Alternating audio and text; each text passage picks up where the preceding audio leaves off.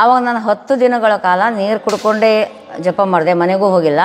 ಆವಾಗ ಅವನ ಮೇಲೆ ವಿಶ್ವಾಸ ಬಂದು ನಾನೇ ಪೂಜೆ ಮಾಡ್ತಾ ಇರೋದು. ಮತ್ತು ಅಮ್ಮ ನೀ ಪೂಜೆ ಮಾಡಿದ್ರೆ ಮತ್ತೆ ಮನೆಗೆ ಬಿಡ್ತೀನಿ ಅಂತ ಹೇಳ್ದೆ. ದೇವಿಗೆ ರಮಾನಂದ ಗುರುಗಳು ಬಂದುಕೊಂಡು ಅಡ್ಡಿಲ್ಲ ನಿಂದೇ ಪೂಜೆ ಬೇಕಂತ ಹೇಳಿದ್ರು ರಮಾನಂದ ಗುರುಗಳು. ಆವಾಗಿಂದ ನಾನು ಈಗ 19 ವರ್ಷ ಆಯಿತು ನಾನೇ ಆಂಜನೇಯ ಪೂಜೆ ಮಾಡ್ತಾ ಇದ್ದೇನೆ. ನೋಡುಗರಿಗೆಲ್ಲ ನಮಸ್ಕಾರ. ನಾನಿವತ್ತು ಉತ್ತರ ಕನ್ನಡ ಜಿಲ್ಲೆ ಸಿದ್ದಾಪುರ ತಾಲೂಕಿನ ಕಾನಸೂರು ಎನ್ನುವ ಒಂದು ಊರಲ್ಲಿದ್ದೀನಿ. ಇಲ್ಲಿ ಒಂದು ವಿಶೇಷ ದೇವಸ್ಥಾನ ಇದೆ, ರುದ್ರ ಆಂಜನೇಯ ದೇವಸ್ಥಾನ. ಇಲ್ಲಿ ಒಬ್ಬ ಮಹಿಳೆ ಆಗರ್ಭ ಶ್ರೀಮಂತರಾಗಿದ್ದರು, ಎಲ್ಲವನ್ನ ತೊರೆದು ಈಗ ದೇವರ ಸೇವೆಗೆ ತನ್ನನ್ನು ತಾನು ಮೀಸಲಿರಿಸಿಕೊಂಡಿದ್ದಾರೆ. ಹಾಗೆ ಗರ್ಭಗುಡಿಯಲ್ಲಿ ಇಂದಿನ ಈ ಪುರುಷ ಪ್ರಧಾನ ಸಮಾಜ ವ್ಯವಸ್ಥೆಯಲ್ಲೂ ಸಹ ಗರ್ಭಗುಡಿಯಲ್ಲಿ ಅವರೇ ದೇವರಿಗೆ ಪೂಜೆ ಮಾಡ್ತಾರೆ. ಹಾಗೆ ಸ್ವತಃ ಆಂಜನೇಯನೇ ಅವರ ಸ್ವಪ್ನದಲ್ಲಿ ಬಂದು ತನಗೇನು ಬೇಕೋ ಅದನ್ನು ಹೇಳ್ತಾನಂತೆ. ಬನ್ನಿ ಅವ್ರ ಹತ್ರ ಮಾತಾಡೋಣ, ಈ ಒಂದು ಜಾಗದ ವಿಶೇಷತೆಗಳನ್ನು ಕೇಳೋಣ.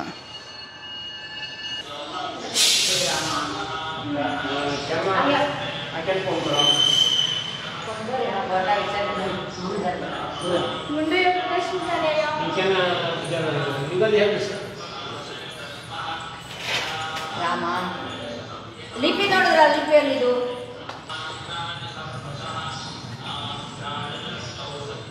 ಶ್ರೀರಾಮ.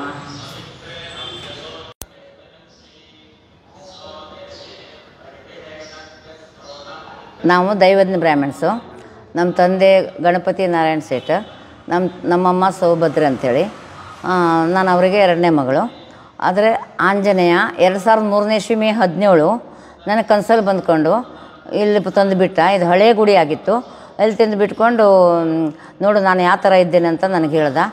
ನನಗೆ ಅರ್ಥ ಆಗಲಿಲ್ಲ. ಆದರೂ ಕೊನೆಗೆ ಈ ಥರ ಇದೆ ಅಂತ ಜ್ಯೋತಿಷ್ಯರಿಗೆಲ್ಲ ಕೇಳಿಸಿದ್ರೆ ಅವನು ಕೆಟ್ಟ ರಾಡಿ ನೀರೆಲ್ಲ ಬರ್ತಿತ್ತು, ಅವನಿಗೆ ಸ್ನಾನ ಮಾಡಿದ ನೀರೆಲ್ಲ ಅವ್ನು ಅದಕ್ಕೆ ಬರ್ತಿತ್ತು. ಅದೆಲ್ಲ ಸ್ವಲ್ಪ ರಿಪೇರಿ ಮಾಡಿ ಸರಿ ಮಾಡಿದೆ. ಕಡೆಗೆ ಮತ್ತೆ ಪದೇ ಬರ್ಲಿಕ್ಕೆ ಶುರು ಮಾಡ್ದೆ, ಅದು ಮಾಡು ಇದು ಮಾಡು ಅಂಥೇಳಿ. ನನಗೆ ನಂಬಿಕೆ ಇಲ್ಲಾಗಿತ್ತು. ನಾನು ಜಾಸ್ತಿ ಆಂಜನೇಯಗೆ ಸಿಟ್ಟು ಮಾಡ್ತಿದ್ದೆ.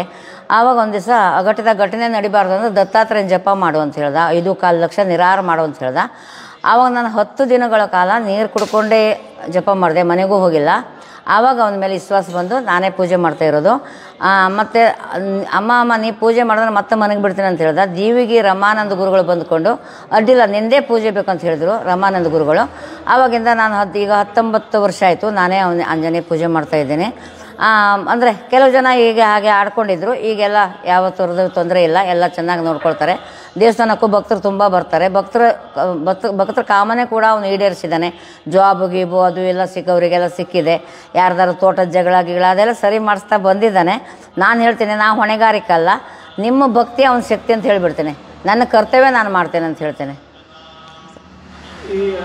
ಆಂಜನೇಯ ಇಲ್ಲಿ ಆಗಿ ಎಷ್ಟು ವರ್ಷ ಆಯಿತು? 2003ನೇ ಇಸ್ವಿ ಮೇ 17 ನನಗೆ ಮಾತಾಡಿದ್ದು. ಹಳೆ ಮೂರ್ತಿ ಒಡೆದೋಗಿತ್ತು. ಇದು ಬೇರೆ ಮೂರ್ತಿ ಸ್ಥಾಪನೆ ಮಾಡಿದ್ರು 2015ರಲ್ಲಿ ಬೇರೆ ಮೂರ್ತಿ ಸ್ಥಾಪನೆ ಮಾಡಿದೆ. ಮೊದಲೇ ಈಶ್ವರ, ದುರ್ಗೆ, ನಂದಿ, ನಾಗ, ಗಣಪತಿ ಆ ಗುಡಿ ಕಟ್ಟಿ ಆಯಿತು. NG ಹೆಗಡೆ ಅಂತಿದ್ರು, ಅವರು ಅಧ್ಯಕ್ಷತೆಯಲ್ಲಿ ಅವರೆಲ್ಲ ತುಂಬ ಸಹಕಾರ ಮಾಡಿದ್ದಾರೆ ನನಗೆ. NG ಹೆಗಡೆ, ಕಲ್ಕಟ್ಟೆ ರಾಮ ಹೆಗಡೆ, ಬಲರಾಮ, ಇವರೆಲ್ಲ ಅವ್ರ ಸಂಗಡಿಗರೆಲ್ಲ ತುಂಬ ಹೆಲ್ಪ್ ಮಾಡಿದ್ದಾರೆ. ಆವಾಗ ನೆಲಸಮಾನ ಇದ್ದಾಗ ಮಣ್ಣು ಗಿಣ್ಣು ತೆಗೆದು ತುಂಬ ಕೆಲಸ ಮಾಡಿದ್ದಾರೆ ಅವರೆಲ್ಲ. ಅದು ಮಾಡಿದ ನಂತರ ಅದು ಮೊದಲೇ 2008ರಲ್ಲಿ ಈಶ್ವರ ದೇವಸ್ಥಾನ ಸ್ಥಾಪನೆ ಆಯಿತು. ಇಲ್ಲಿ ಊರ ಜನರು ತುಂಬ ಹೆಲ್ಪ್ ಮಾಡಿದ್ದಾರೆ, ಅಂದರೆ ಕೈ ಕೆಲಸ ತುಂಬ ಮಾಡಿಕೊಟ್ಟಿದ್ದಾರೆ. ಅದರ ನಂತರ ಈಶ್ವರ ದೇವಸ್ಥಾನ 2008ಕ್ಕೆ ಸ್ಥಾಪನೆ ಆಯಿತು. ಇದು 2015ಕ್ಕೆ ಸ್ಥಾಪನೆ ಆಯಿತು. ಈಶ್ವರ ಕೂಡ ಅದು ಆಗಲೇಬೇಕು ಅಂತೇಳಿ ನಂತರ ಶ್ರೀಧರ ಸ್ವಾಮಿಗಳೇನೋ ಹೇಳಿದ್ರಂತೆ.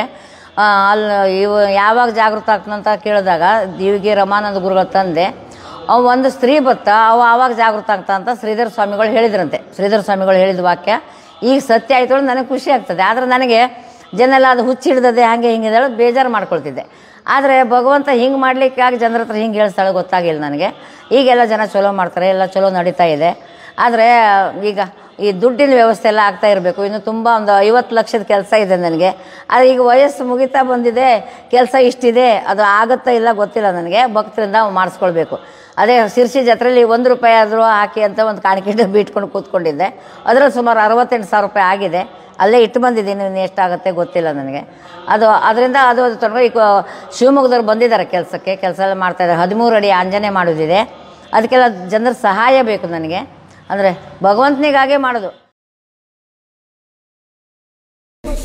बजरंग दल इचलकरंजी। बजरंग दल जय श्री राम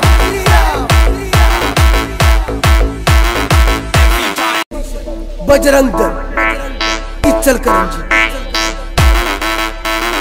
बजरंग